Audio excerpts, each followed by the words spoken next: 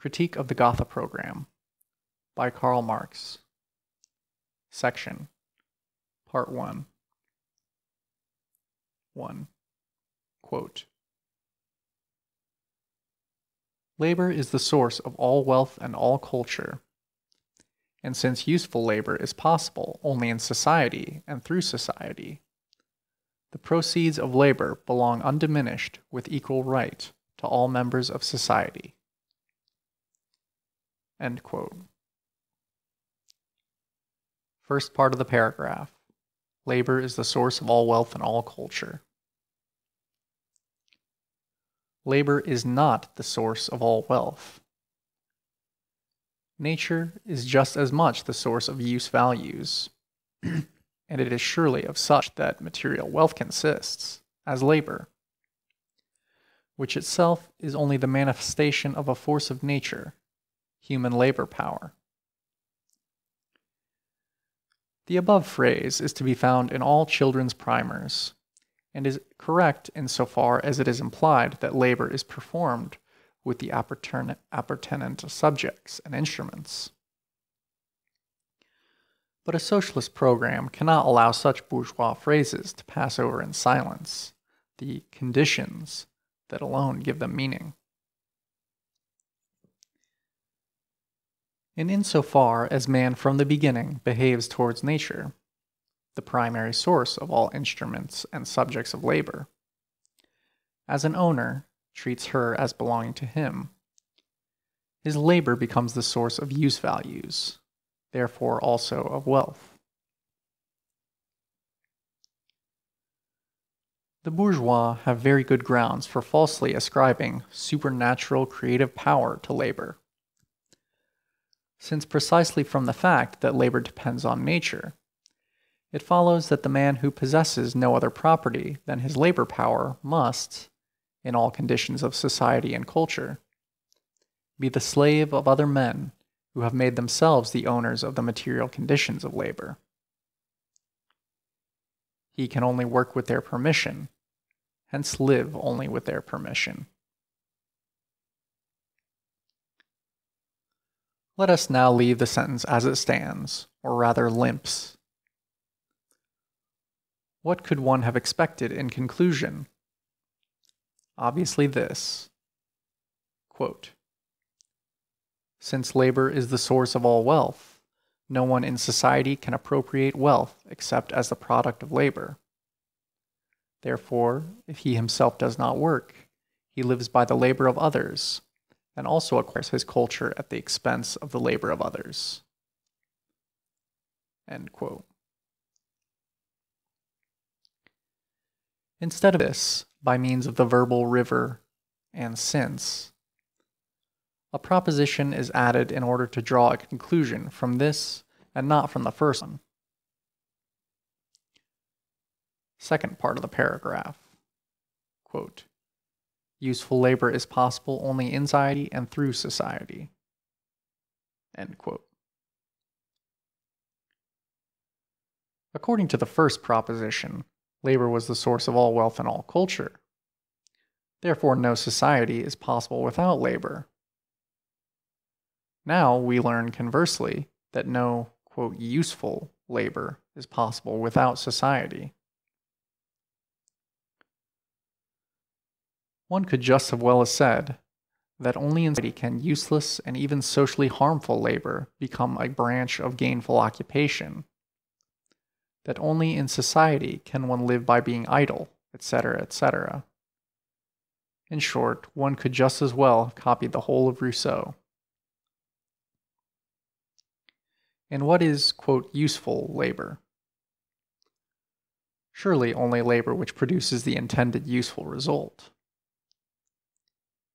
A savage, and man was a savage after he had ceased to be an ape, who kills an animal with a stone, who collects fruit, etc., performs useful labor. Thirdly, the conclusion.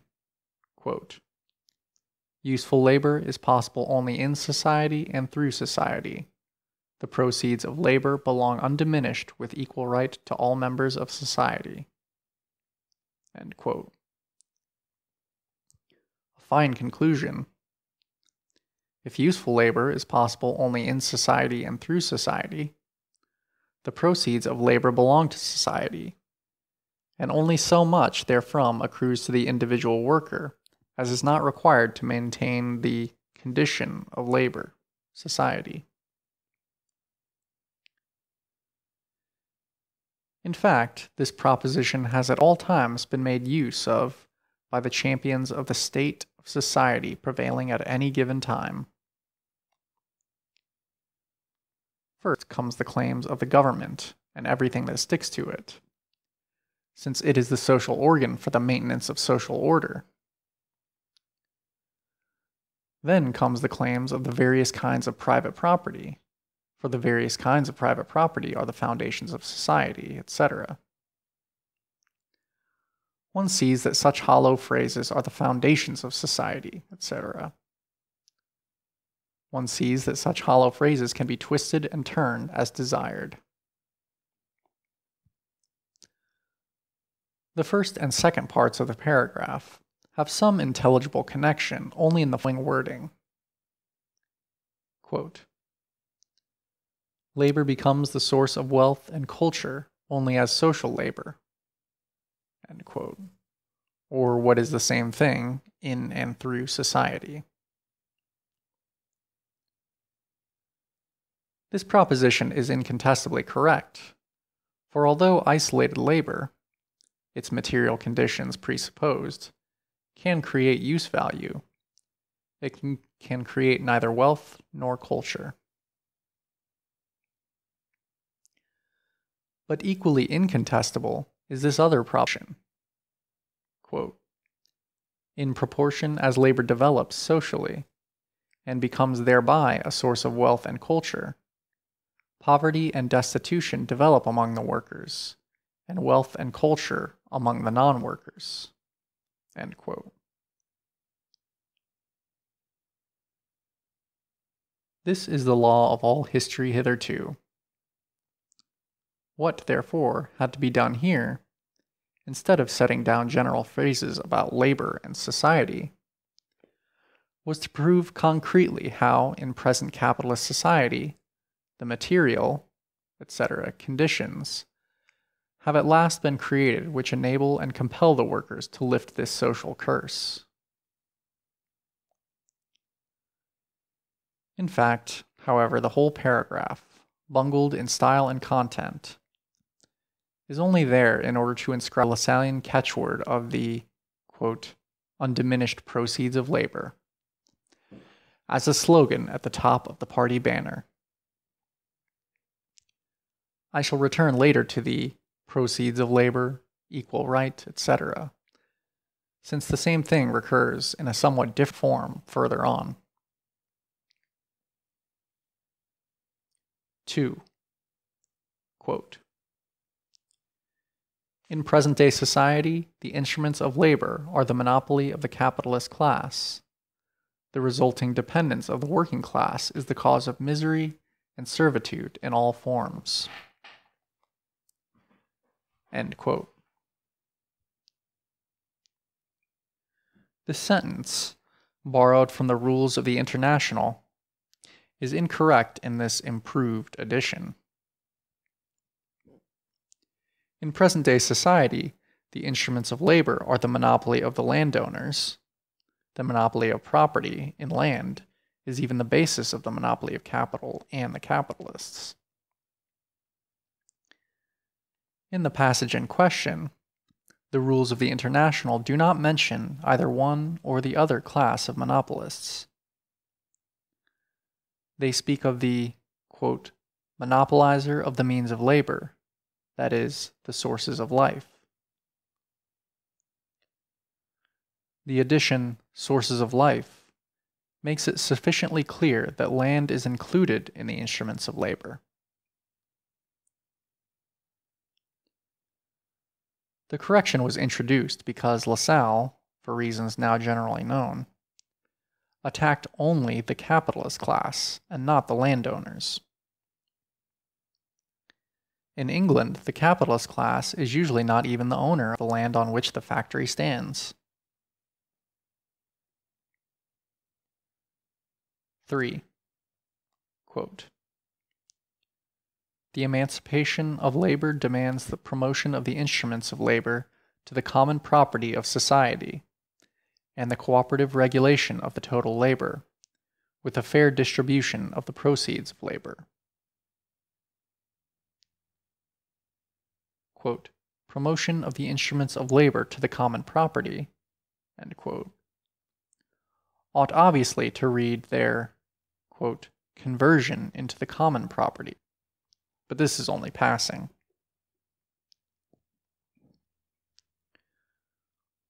What are the proceeds of labor? The product of the labor or its value? And in the latter case, is it the total value of the product, or only that part of the value which labor has newly added to the value of the means of production consumed? Proceeds of labor is a loose notion which Lassalle has put in the place of definite economic conceptions. What is a, quote, fair distribution?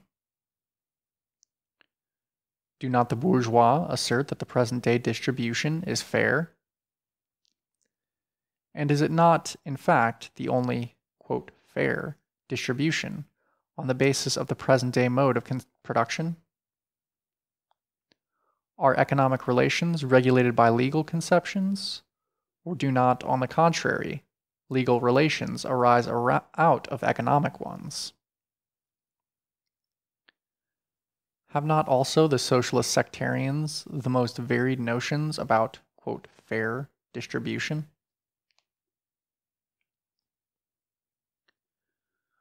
To understand what is implied in this connection by the phrase fair distribution, we must first take the first paragraph and this one together. The latter presupposes a society wherein the instruments of labor are common property, and the total labor is cooperatively regulated.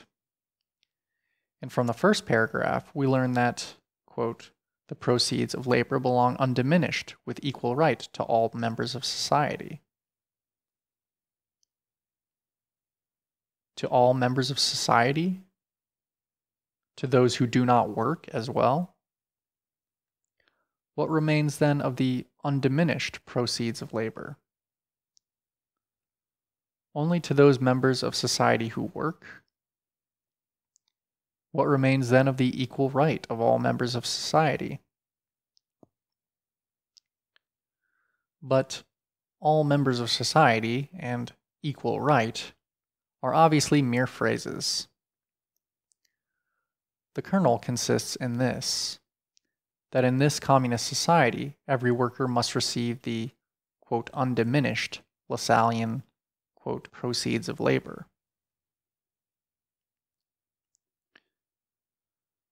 Let us take, first of all, the words proceeds of labor, in the sense of the product of labor. Then the cooperative proceeds of labor are the total social product. From this must now be deducted. First, cover for the replacement of the means of production used up.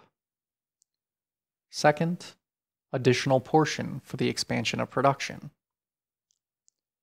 Third, reserve or insurance funds to provide against accidents, dislocations caused by natural calamities, etc. These deductions from the undiminished proceeds of labor are an economic necessity, and their magnitude is to be determined according to the available means and forces, and partly by computation of probabilities, but they are in no way calculable by equity. There remains the other part of the total product, intended to serve as means of consumption.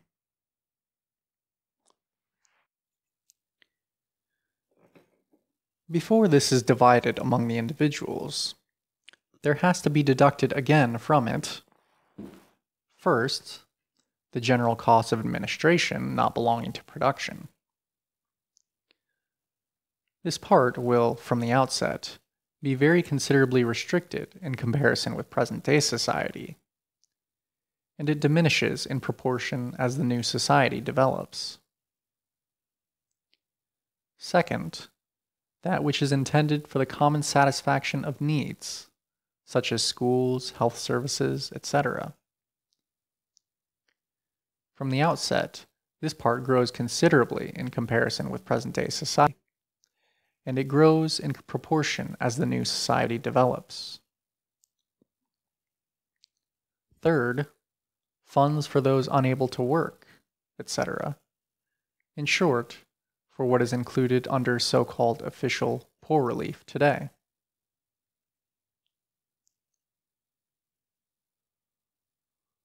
Only now do we come to the, quote, distribution, which the program, under Lassallean influence, alone has in view in its narrow fashion, namely, to that part of the means of consumption which is divided among the individual producers of the cooperative society. The, quote, undiminished proceeds of labor have already unnoticeably become converted into the diminished proceeds. Although what the producer is deprived of in his capacity as a private individual benefits him directly or indirectly in his capacity as a member of society. Just as the phrase of the undiminished proceeds of labor has disappeared, so now does the phrase of the proceeds of labor disappear altogether.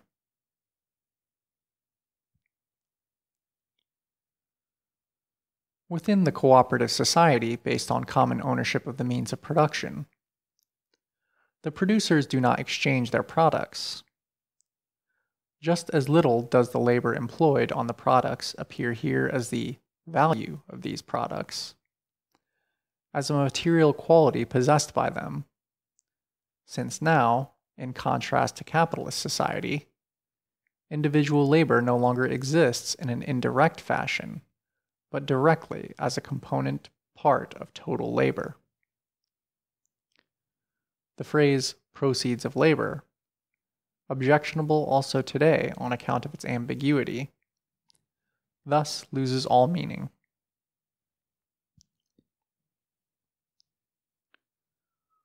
What we have to deal with here is a communist society, not as it has developed on its own foundations, but on the contrary, just as it emerges from capitalist society, which is thus in every respect, economically, morally, and intellectually, still stamped with the birthmarks of the old society from whose womb it emerges.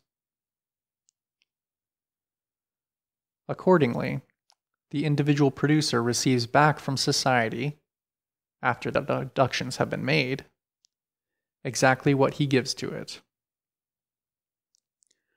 What he has given to it is his individual quantum of labor.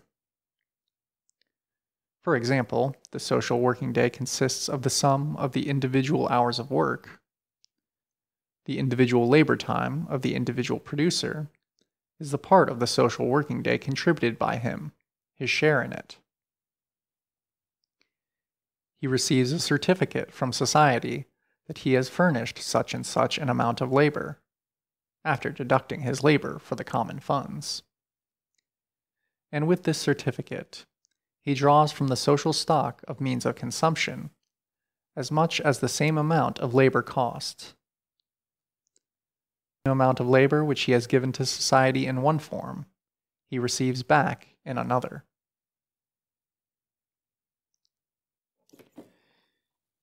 Here, obviously, the same principle prevails as that which regulates the exchange of commodities, as far as this is exchange of equal values.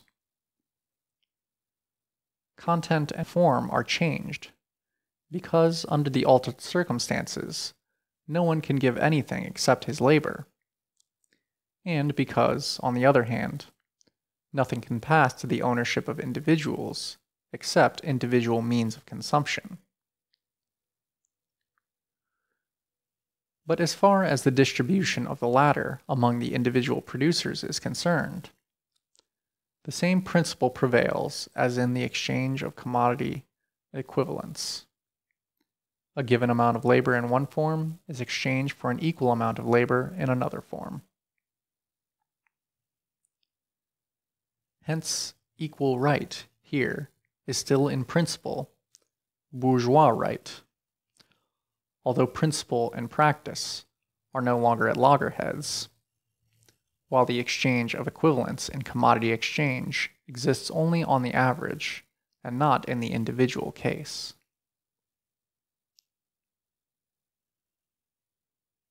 In spite of this advance, this equal right is still constantly stigmatized by a bourgeois limitation. The right of the producers is proportional to the labor they supply. The equality consists in the fact that measurement is made with an equal standard, labor.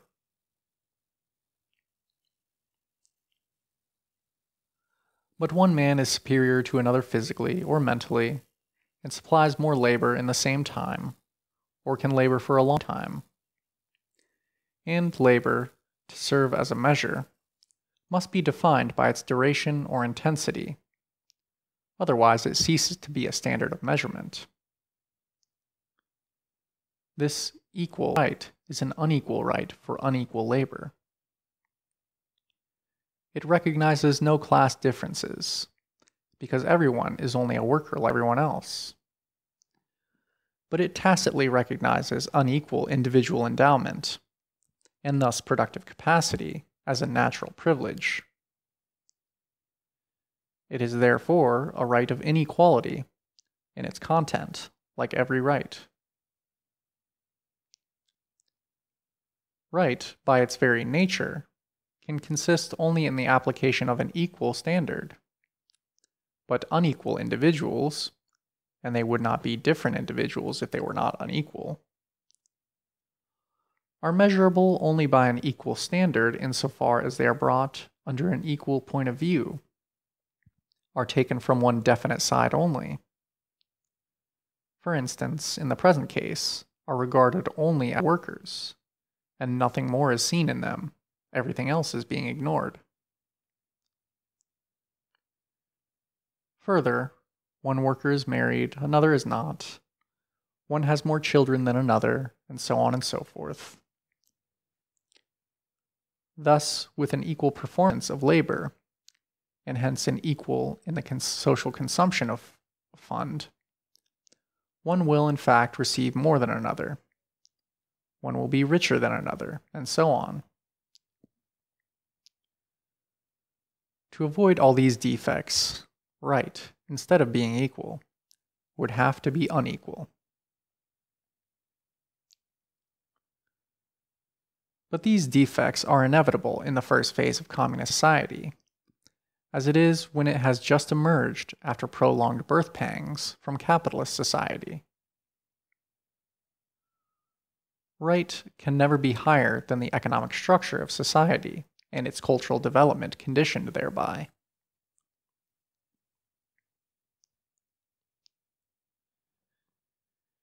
In a higher phase of communist society, after the enslaving subordination of the individual to the division of labor, and therewith also the antithesis between mental and physical labor has vanished.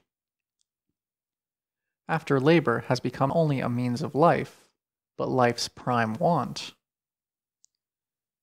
After the productive forces have also increased with the all-around development of the individual, and all the springs of cooperative wealth flow more abundantly.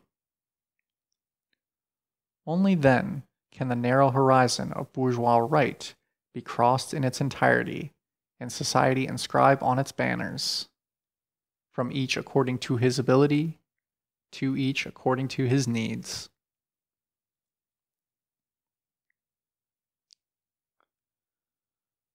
I have dealt more at length with the undiminished proceeds of labor, on the one hand, and with equal right and fair distribution on the other, in order to show what a crime it is to attempt, on the one hand, to force on our party again, as dogmas, ideas which in a certain period had some meaning, but have now become obsolete verbal rubbish, while again perverting, on the other, the realistic outlook, which it cost so much effort to instill into the party, but which has now taken root in it, by means of ideological nonsense about right and other trash so common among the Democrats and French socialists.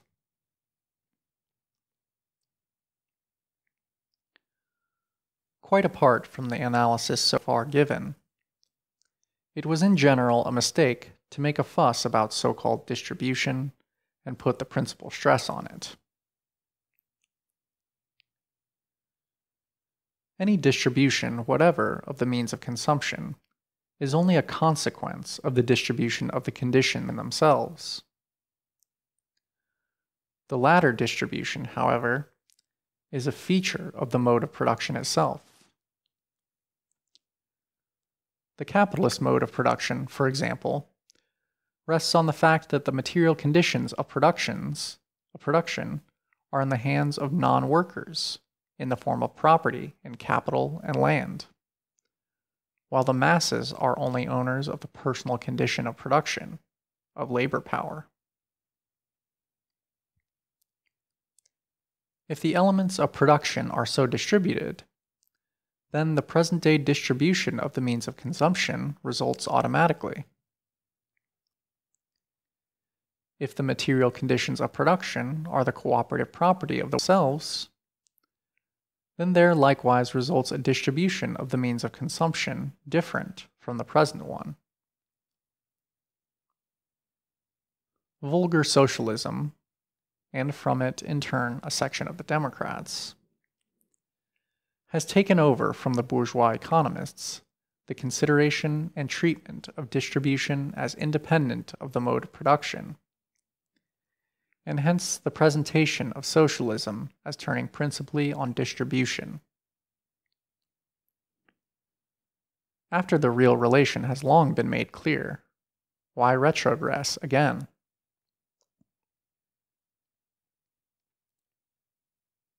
Four.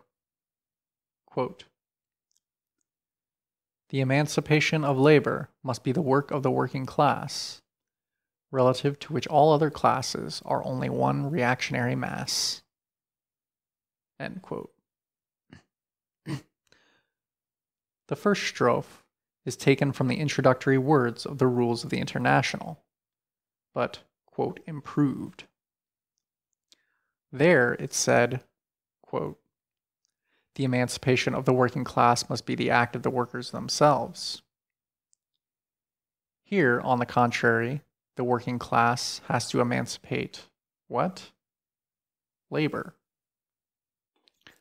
Let him understand who can.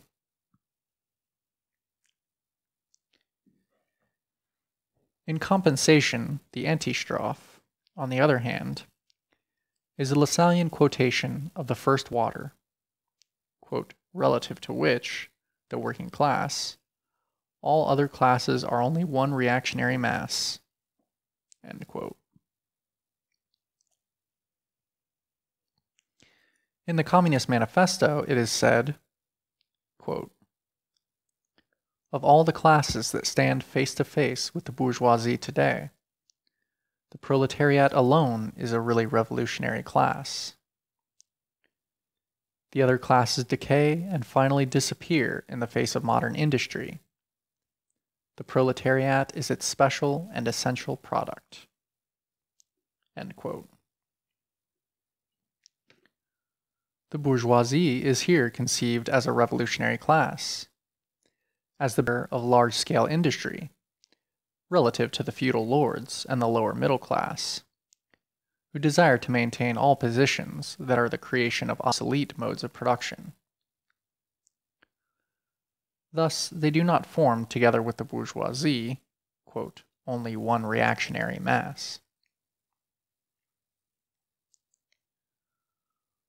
On the other hand, the proletariat is revolutionary relative to the bourgeoisie, because, having itself grown up on the basis of large-scale industry, it strives to strip off from production the capitalist character that the bourgeoisie seeks to perpetuate. But the manifesto adds that the lower middle class is becoming revolutionary in view of its impending transfer to the proletariat. From this point of view, therefore, it is again nonsense to say that it, together with the bourgeoisie, and with the feudal lords into the bargain, form only one reactionary mass relative to the working class. Has one proclaimed to the artisan, small manufacturers, etc., and peasants during the last elections, relative to us, you, together with the bourgeoisie and feudal lords, form one reactionary mass? Lassalle knew the Communist Manifesto by heart, as his faithful followers knows the Gospels written by him.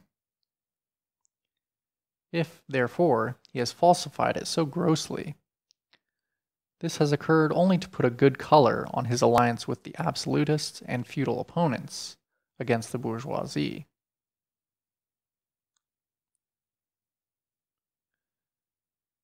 In the above paragraph, moreover, his oracular saying is dragged in by main force without any connection with the botched quotation from the rules of the International. Thus, it is simply an impertinence, indeed not at all displeasing to Herr Bismarck, one of those cheap pieces of insolence in which the Marat of Berlin deals. Marat of Berlin is a reference to Hasselmann, chief editor of the Neue Sozialdemokrat.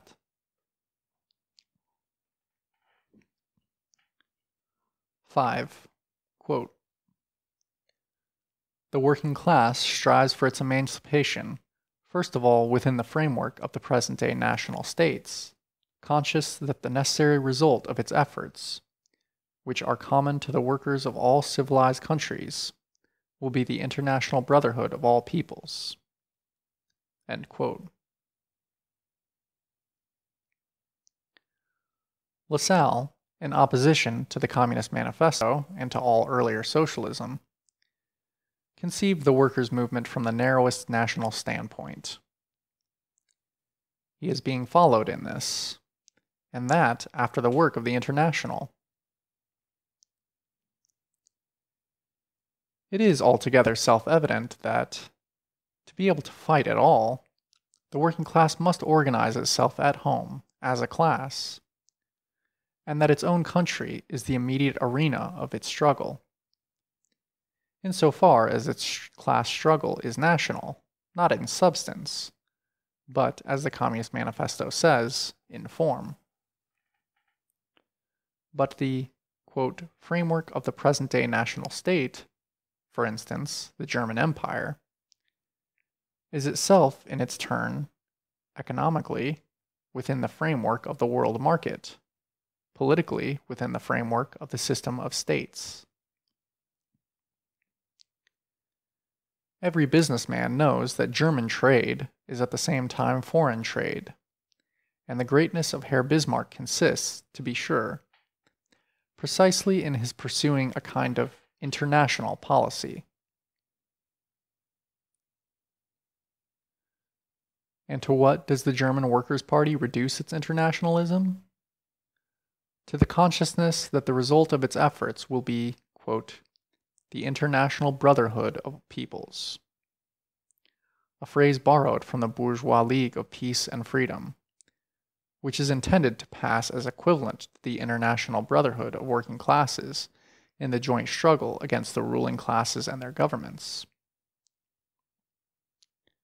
Not a word, therefore, about the international functions of the German working class. And it is thus that it is to challenge its own bourgeoisie, which is already linked up in brotherhood against it with the bourgeois of all other countries, and Herr Bismarck's international policy of conspiracy.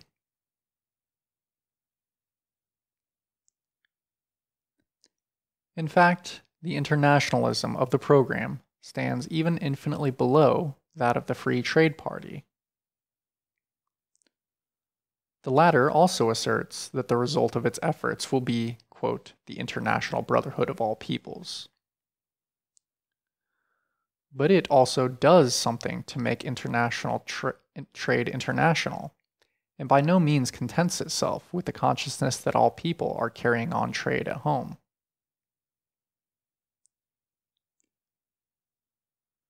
The international activity of the working classes does not in any way depend on the existence of the International Workingmen's Association. This was only the first attempt to create a central organ for the activity, an attempt which was a lasting success on account of the impulse which gave it, but which was no longer realizable in its historical form after the fall of the Paris Commune.